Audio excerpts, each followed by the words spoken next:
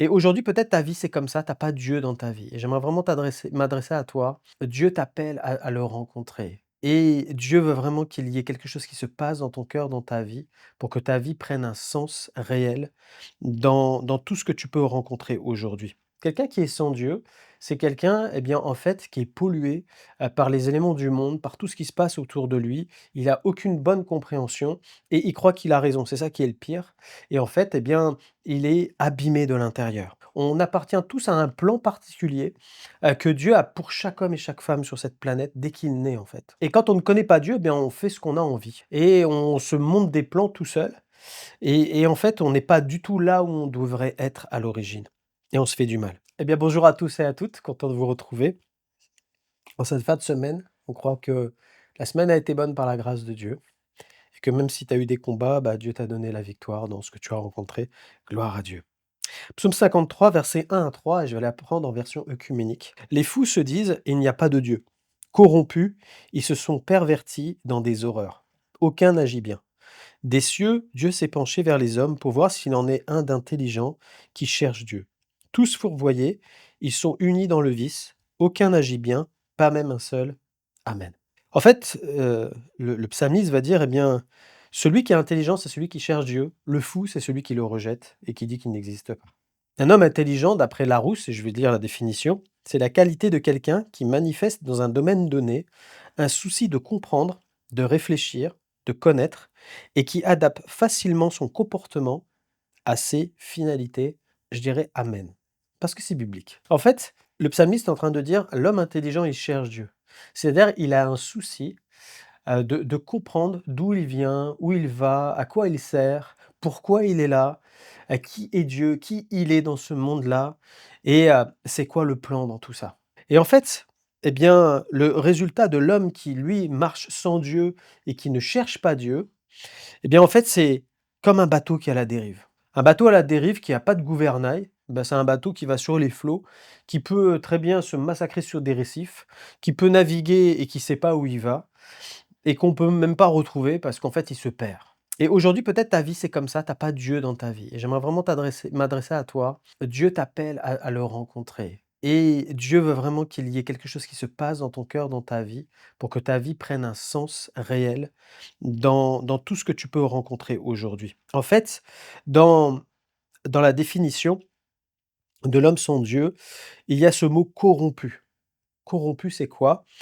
C'est être pourri ou abîmé. Quelqu'un qui est sans Dieu, c'est quelqu'un, eh bien, en fait, qui est pollué, par les éléments du monde, par tout ce qui se passe autour de lui. Il a aucune bonne compréhension et il croit qu'il a raison. C'est ça qui est le pire et en fait, eh bien, il est abîmé de l'intérieur. La Bible nous dit que on est perverti, c'est-à-dire, en fait, on est détourné de notre fonction normale et qu'en fait, on ne remplit pas, eh bien, ce à quoi Dieu nous a destinés avant même que l'on soit créé sur cette terre. On appartient tous à un plan particulier, que Dieu a pour chaque homme et chaque femme sur cette planète dès qu'il naît, en fait. Et quand on ne connaît pas Dieu, eh bien, on fait ce qu'on a envie et on se monte des plans tout seul et en fait, on n'est pas du tout là où on devrait être à l'origine et on se fait du mal. Fourvoyer, c'est prendre un mauvais chemin, se perdre, s'égarer. C'est-à-dire, en fait, eh bien, comme je disais tout à l'heure, un bateau sous gouvernail, on va comme on le sent ou comme on l'entend et en fait, on erre. Et c'est ce que nous dit la parole de Dieu, Ésaïe 53:6: «Nous étions tous errants comme des brebis, chacun suivait sa propre voie». Le résultat, eh bien, c'est Romains 6:23 qui nous le dit: «Le salaire du péché, c'est la mort». Quelqu'un qui est sans Dieu, c'est quelqu'un qui est un pécheur et quelqu'un qui est perdu pour toujours. Mais Dieu à nous, Dieu nous a fait grâce et au contraire, eh bien, l'homme intelligent, c'est quelqu'un qui cherche Dieu, qui aime Dieu et qui désire, eh bien, chaque jour recevoir le conseil de Dieu. Jérémie 29:13: «Vous me chercherez et vous me trouverez si vous me cherchez de tout votre cœur». Dieu dit en clair: «Je vais me laisser trouver par vous». Je ne suis pas un Dieu qui n'entend pas, au contraire. Je me laisse trouver si vraiment vous me cherchez. De tout votre cœur, c'est ça. C'est si vraiment vous me cherchez, si vraiment vous me désirez, si vraiment vous voulez me rencontrer, si vraiment vous voulez me connaître. Alors c'est moi qui irai vers vous parce que si vous approchez de moi, je m'approcherai de vous. Et aujourd'hui, j'aimerais vraiment t'encourager, mon frère, ma sœur, à être cet homme ou cette femme intelligent, de dire: Seigneur, moi je te cherche et je veux entendre ta voix. Je veux me laisser conduire par toi et je veux vraiment être celui qui te rencontre et qui te connaît davantage. Quand on le suit, le résultat, eh bien, c'est qu'on est guidé. C'est Jean 8, 12 qui nous dit: «Jésus leur parla de nouveau et dit: "Je suis la lumière du monde. Celui qui me suit ne marchera pas dans les ténèbres, mais il aura la lumière de la vie." On est restauré. Matthieu 11, 28: «Venez à moi, vous tous qui êtes fatigués et chargés, et je vous donnerai du repos." Et on retrouve notre fonction originale à laquelle Dieu nous avait préparés avant même que l'on naisse. 1 Corinthiens 12, 27: «Vous êtes le corps de Christ et vous êtes ses membres, chacun pour sa part." En fait, l'homme, eh bien, intelligent, c'est celui qui applique son cœur à le chercher et à suivre le Seigneur tout au long de sa vie. Et c'est un homme, en fait, qui va être épanoui, et qui va grandir, qui va s'affermir et qui va vivre, eh bien, dans le chemin, dans la vérité et dans la vie qui est Jésus-Christ lui-même. Le Seigneur aujourd'hui veut t'inviter, toi qui entends cette émission, à reconnaître là où tu en es.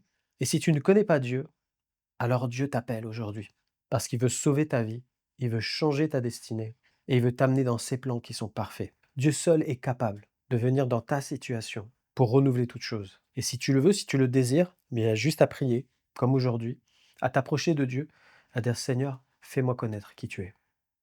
Et Dieu le fera. Et j'aimerais prier dans ce sens-là aujourd'hui, pour toi qui écoutes cette émission, et t'aider simplement à ce que tu puisses t'approcher de Dieu par la foi et à l'inviter à te rencontrer.